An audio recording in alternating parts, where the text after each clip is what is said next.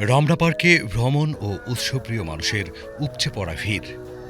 মানুষ প্রকৃতির আবেশে সবুজের মাঝে প্রিয়জনের সঙ্গে উদযাপন করছে ঈদ আনন্দ।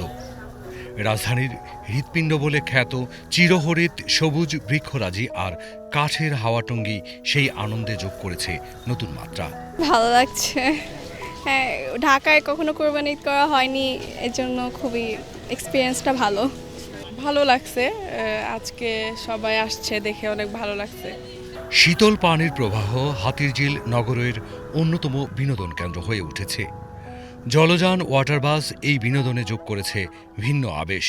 সব মিলে ঈদ পরবর্তী ছুটি উদযাপনে হাতিরঝিলে ভিড় করেছে রাজধানীর ভ্রমণ পিপাসুরা।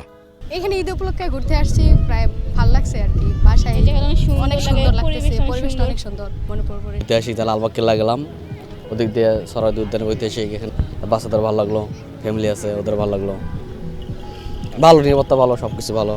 এছাড়া পানির হ্রদ, বৃক্ষরাজি, নিরালা পরিবেশের কারণে সোহরাওয়ার্দী উদ্যানেও ছিল মানুষের ব্যাপক উপস্থিতি।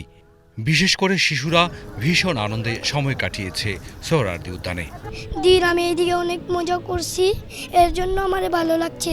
ঝুলাতে আমি ঝুলছিলাম। আমি ঈদ উপলক্ষে আইসি ঘুরতে, সবচেয়ে ভালো লাগছে এই যে ঝুলনাটা, নাগরদোলা। এখানে আমরা প্রথম খাবারের স্টল বসেছে, অনেক মেলার আয়োজন হয়েছে ঈদের জন্য, তাই আমাদের তো অনেক ভালো লাগলো। আবার ঈদের জন্য অপেক্ষা করতে হবে আমাদের একটি বছর।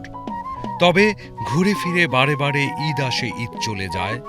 ঈদ হাসতে শেখায়, ভালোবাসতে শেখায়, ত্যাগের মহিমা শেখায়।